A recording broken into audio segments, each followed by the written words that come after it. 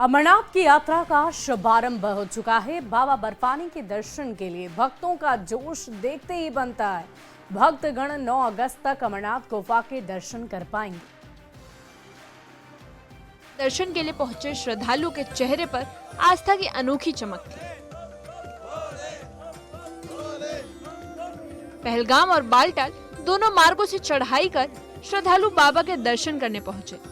बाबा बर्फानी की गुफा में जैसे ही घंटियों की गूंज और शंखनाद हुआ, वहां उपस्थित हर भक्त की आंखें श्रद्धा से नम हो गई। हाल ही में पहलगाम में हुए आतंकी हमले ने पूरे देश को हिलाकर रख दिया था, लेकिन उस एक हमले से न तो श्रद्धालुओं का हौसला टूटा और न ही यात्रा की रफ्तार रुकी। इस बार के जत्थे में जोश पहले से कहीं ज्यादा है। श्रद्धालुओं का कहना है कि डरना नहीं है, बस बाबा पर भरोसा रखना है। बम बम भोले के जयकारों के साथ जैसे ही बसें रवाना हुई, सुरक्षा के घेरे में भक्तों का आत्मविश्वास झलक रहा था। ये जत्था एक यात्रा नहीं बल्कि एक संदेश है कि आतंक के सामने हम झुकने वाले नहीं। और आप देख रहे हैं कि किस तरह से यात्रियों का एक भव्य इस्तकबाल यहाँ पे किया गया, भव्य स्वागत किया गया और साधुओं की टोली जो है, साधुओं की मंडली जो है, तो आप देख रहे हैं कि साधुओं की मंडली इसका जो यात्रा का जो है क़ियादत कर रहे हैं। ओम नमः शिवाय। कहाँ से आप? कहाँ से आए? तमिलनाडु। तो कैसा अभी यहाँ पे भव्य स्वागत हुआ? बहुत खुशी है, थोड़ा ज्यादा अच्छा है।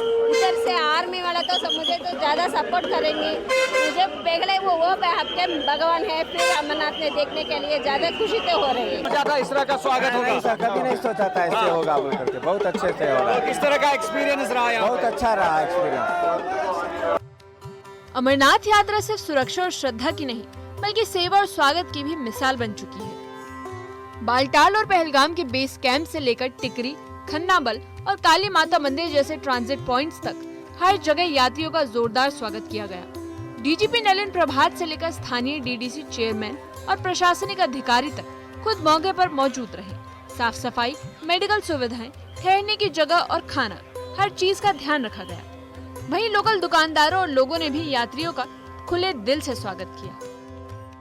भोलेनाथ की कृपा हम भक्तों पर सारों बनी हुई है, तो उनका आशीर्वाद लेने जा रहे हैं। बहुत खुशी की बात है। अच्छा, ये बताइए कि किस तरह के अरेंजमेंट से अभी आप जा रहे हैं? तो बहुत बढ़िया अरेंजमेंट है, बहुत बढ़िया सीआरपीएफ की बहुत बढ़िया सिक्योरिटी है। हनुमानगढ़ी से हैं। पहली बार आए हैं? पहली बार आए हैं। कैसा लग रहा है? बहुत अच्छा लग रहा है। बहुत व्यवस्था है और बहुत इतनी व्यवस्था है कि पूछो मत। कोई इतना अच्छा बाबा बरसाने के यहाँ सब लोग जा रहे हैं। खच्चर की व्यवस्था है, पालकी की व्यवस्था है, पैदल व्यवस्था है, पत्रकार की व्यवस्था है, उनकी भी जय जयकार, आरपीएफ वाले की जय जयकार, बटालियन की जय जयकार।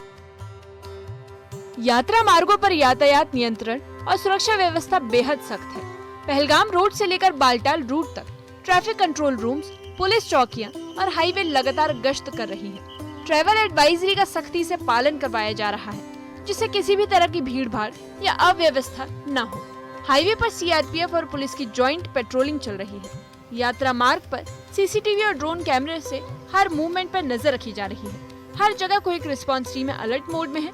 यात्रियों को हर मोड़ पर गाइड करने के लिए हेल्प डेस्क और स्वयं सेवी भी तैनात किए गए हैं। इस बार अंदेशा था कि हालातों की वजह से श्रद्धालुओं की संख्या कम हो सकती है, लेकिन बाबा बर्फानी की कृपा देखिए, इस बार श्रद्धा का ज्वार और भी ऊंचा दिख रहा है। हर दिन की शुरुआत बम बम भोले के जयकारों से हो रही है और जत्थों में उमड़ती भीड़ साफ दिखा रही है कि आस्था किसी डर से नहीं डरती। और जो यात्रा कभी कठिन मानी जाती थी, उसमें अब महिलाएं बड़ी संख्या में हिस्सा ले रही हैं। मैं यही कहना चाहिए कि सभी को आना चाहिए। अच्छा है, यहाँ पे कोई प्रॉब्लम नहीं है, कोई दिक्कत नहीं है, सिक्योरिटी अच्छी है, सब कुछ ठीक है, सेफ है। हाँ। आप बताइए, बच्चे आपके फ्रेंड्स को बोला था आपने यहाँ आ रहे हैं? हाँ, मैंने उन्हें बताया था। वो बड़ा यहाँ पे मजा आ रहा है। पहले तो आने टाइम थोड़ा डर लग रहा था, लेकिन अब अच्छा लग रहा है। 38 दिनों की इस पावन यात्रा की शुरुआत श्रद्धा, सुरक्षा और सेवा के संगम से हुई। घाटी की वादियों में गूंजते बम बम भोले के जयकारों के बीच हर चेहरा बाबा बर्फानी की भक्ति में डूबा है। हिमाचल प्रदेश में बादल फटने से भारी तबाही मची हुई है। मानसून आने से लेकर अब तक हिमाचल प्रदेश में 20 जगह पर बादल फट चुके हैं, जिसमें 30 लोगों की दर्दनाक मौत हो गई। 33 से ज्यादा लोग लापता हैं और इसी बीच हिमाचल प्रदेश में बारिश का रेड अलर्ट जारी है और खतरा अभी भी नहीं टला है। देखिए हिमाचल में तबाही की ये खौफनाक तस्वीर।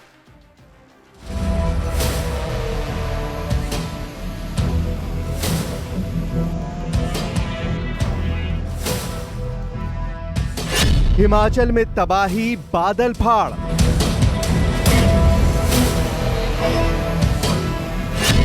आसमान से बरसा कुदरत का कहर। सरकार वो देख रही है कि ये क्लाउड बर्स्ट की घटनाएं बड़ी क्यों हैं। 20 जगहों पर फटे बादल, 30 की मौत। ताकत दे ताकि उस दुख भरी घड़ी को सह सके और हम सब लोग, हमारी पूरी पार्टी उन सब के साथ, दुखी परिवारों के साथ। तबाही ऐसी जैसी देखी नहीं कभी। और मैं खुद अगले एक आधे दिन के अंदर जो है वो जो प्रभावित क्षेत्र है वहां का मैं दौरा करूंगा। हिमाचल प्रदेश में मॉनसून आफत बनकर टूटा है। भारी बारिश के चलते ब्यास नदी उफान पर आ गई है और जगह जगह से तबाही की दर्दनाक तस्वीरें सामने आ रही हैं। मंडी की ये तस्वीरें देखिए, जहां एक के बाद एक 4 जगहों पर बादल फटे और ब्यास नदी का जलस्तर 20 फीट बढ़ गया। ब्यास नदी में आए सैलाब ने ऐसा तांडव मचाया कि कहीं पुल टूटे तो कहीं गाड़ियां पानी में बह गईं। करसोग में 2 जगह बादल फटने से हालात गंभीर हो गए हैं। कई घरों को नुकसान पहुंचा। बाखली खड्ड में 16 मेगावाट का पावर प्रोजेक्ट पूरी तरह तबाह हो गया। घटना के वक्त इसमें 12 कर्मचारी काम कर रहे थे। सभी ने किसी तरह भागकर जान बचाई। कुदरत का ऐसा रौद्र रूप जिसमें हर तरफ सिर्फ बर्बादी ही नजर आती है। सरकार वो देख रही है कि ये क्लाउड बर्स्ट की घटनाएं बड़ी क्यों हैं, इसके पीछे का कारण ये है। लेकिन कुछ एनवायरमेंटलिस्ट और साइंटिफिक डाटा के अनुसार ये कहा जाता है कि जब वेपोरेशंस गर्मियों में होती है और हिमालय की सर्द हवाएं उनके साथ टकराती है तो कहीं ना कहीं क्लाउड बर्स्ट का रूप लेती है, जिसके कारण हम एकदम बहुत ज़्यादा पानी आ जाना नुकसान करता है। मुझे इस बात को लेकर के मैं बहुत विचलित भी हूँ, बहुत हैरान भी हूँ, परेशान भी हूँ सारी इस घटना से। मैं कह सकता हूँ कि इस राज्य विधानसभा क्षेत्र तो एक तरह का 25 साल पीछे चला गया। उधर कुल्लू में भी भारी बारिश से नदियां नाले उफान पर हैं। लूरी के पास नाले में आई बाढ़ में एक गाड़ी बह गई। इसके साथ ही नेशनल हाईवे पर जल भराव की वजह से आवाजाही बाधित है। हमीरपुर में भी ब्यास नदी का जलस्तर खतरे के निशान को पार कर गया है। इसी वजह से नदी किनारे बने घरों में पानी आने से करीब 25 लोग फंस गए। प्रशासन की टीम ने 15 लोगों का रेस्क्यू कर उन्हें सुरक्षित जगह पहुंचा दिया।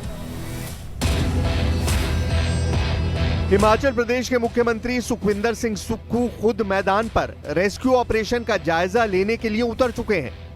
केंद्रीय मंत्री जेपी नड्डा ने भी कहा है कि केंद्र सरकार पीड़ितों को हर संभव मदद करेगी। और हम सब लोग इस घटना से द्रवित हैं।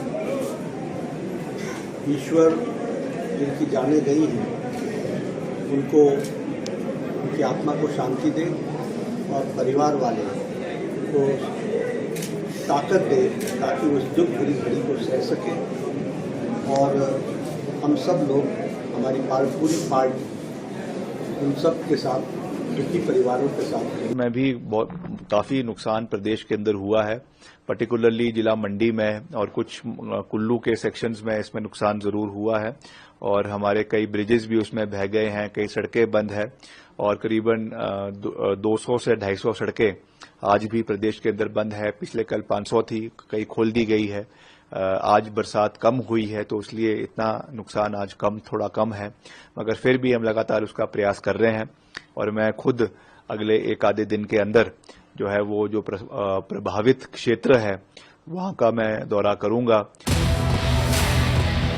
मंडी, कुल्लू, किन्नौर, हमीरपुर के अलावा चंबा, शिमला, सिरमौर, सोलन समेत हिमाचल के ज्यादातर जिलों में बारिश ऐसी ही मुसीबत बनकर आई है जिसमें सड़कें बंद, स्कूल कॉलेज बंद, तेज बारिश का रेड अलर्ट जारी और लोगों को अनावश्यक यात्रा से बचने का निर्देश जारी किया गया है। परेशान करने वाली बात यह है कि ना तो बारिश रुकने का नाम ले रही और ना ही तबाही का खतरा कम हो रहा। हालांकि प्रशासन और रेस्क्यू टीमें अलर्ट पर हैं, लेकिन आसमानी आफत कब रुकेगी इसका जवाब किसी के पास नहीं है।